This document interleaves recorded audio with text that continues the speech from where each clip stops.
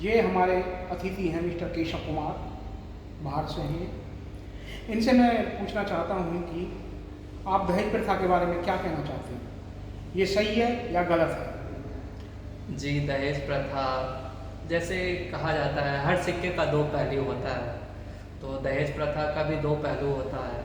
गौर करने वाली बातें इस पे होती है कि हम किस पहलू को लेते हैं।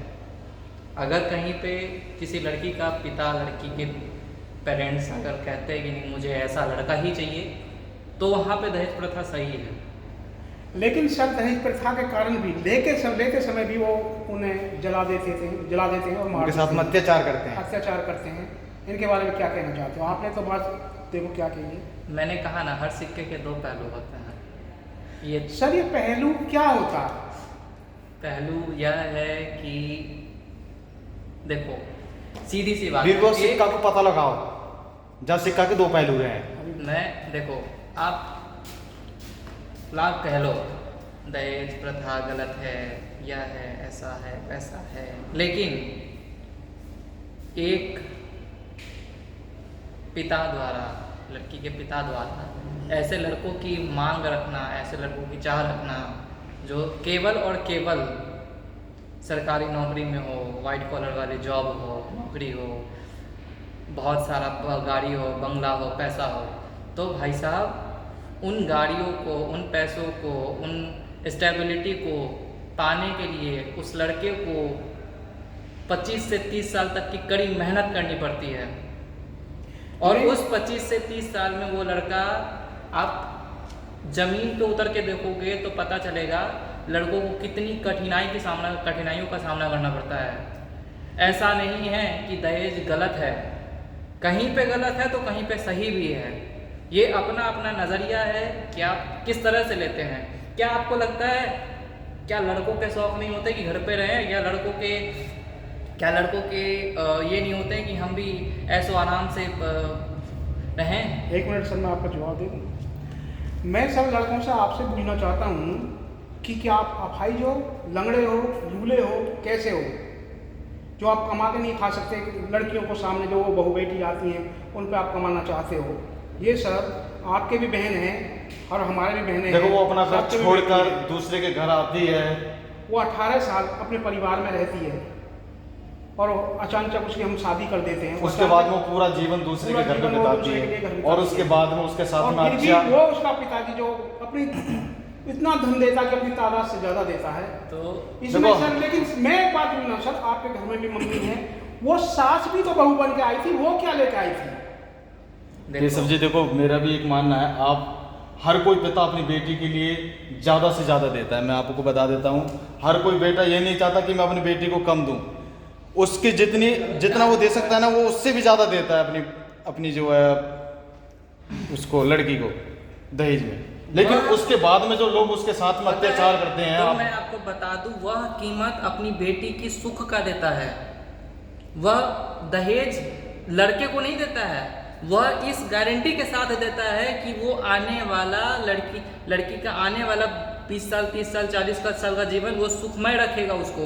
वो इसलिए नहीं देता है कि उसको साइकिल पे चढ़ाए, वो इसलिए नहीं देता है कि वो भूखा रखे, वो इसलिए देता है कि उसको दिन रात तरह तरह के व्यंजन खिलाए, तरह तरह के पकवान खिलाए। उसको इसलिए देता है कि उस पर खर्चे करे, वो इसलिए देता है कि उसको सुख समृद्धि दे, सुख सुविधा दे। सर एक मिनट सर, मैं आपसे एक बात, आप बताओ। बात कुछ कहेंगे, उसके बाद में हम भी कुछ कहेंगे। चलो ठीक है, लेकिन उसके बावजूद भी वो बहन बेटियां जो जल रही हैं, मर रही हैं, उनका क्या करें? या तो सर आप दहेज के लोभी हो। अपवाद सारे जगह होते हैं। अगर मान लो कि आज मेरी हैसियत 1000 रुपये कमाने की नहीं है, क्या आप अपनी बेटी की शादी दिहाड़ी मजदूर से करोगे?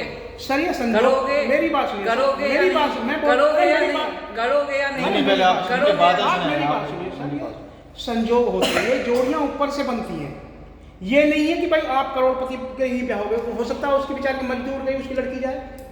नहीं सर, ये आपकी गलत बात है, कहने वाली बातें नहीं है। सुनो भाई साहब, मैं बताता हूँ, शायद मेरी उम्र आपको ना कम लग रही होगी, लेकिन तजुर्बा ना मेरा बहुत है। जितनी चलो मैं एक बात पूछना चाहूंगा। सर आप बोलिए, देखो, सर आप बोलिए। अगर किसी पे दहेज नहीं है तो उसकी लड़की आप मेरी केशव जी आप मेरे सामने आइए। जी अवश्य। अगर किसी के पास में दहेज नहीं है मान के चलो, और वह लड़की आपसे शादी करना चाहती है और दहेज की वजह से अगर वो रिश्ता टूटता है तो ये अपवाह है, अपवाद है या नहीं है, ये बताइए।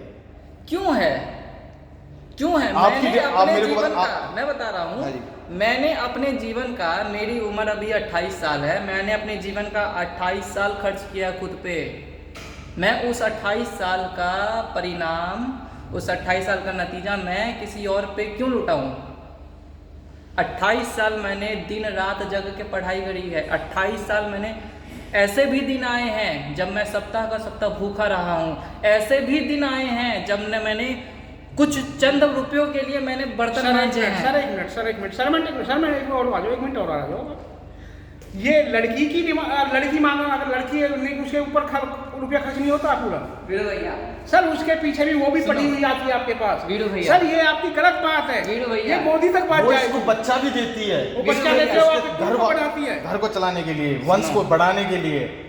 वीरू आप भैया, मेरे को ये बताइए केशव जी, यदि आपकी बाइक की डिमांड है या कार की डिमांड है, ठीक है, अगर उसका पिता आपको कार नहीं दे पाता है और उसकी वजह से आप बोलते हैं कि यह रिश्ता मुझे मंजूर नहीं है क्योंकि मुझे कार नहीं मिल रही है, ये आपकी नज़र में क्या कहना चाहेंगे आप? मैं बोलूं? हाँ जी। प्रकृति का नियम है, प्रकृति का नियम है कि हम जो बोते हैं ना उससे 20 गुना फल की आशा करते हैं।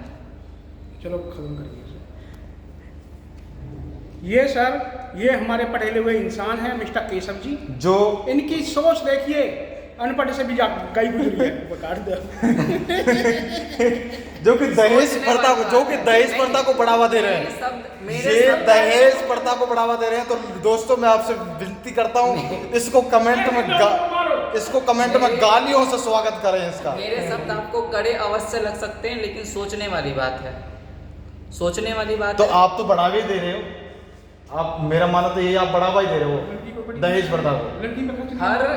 हर हर सिक्के का दो कम पहलू है। होता है। कौन सा है वो सिक्का यार?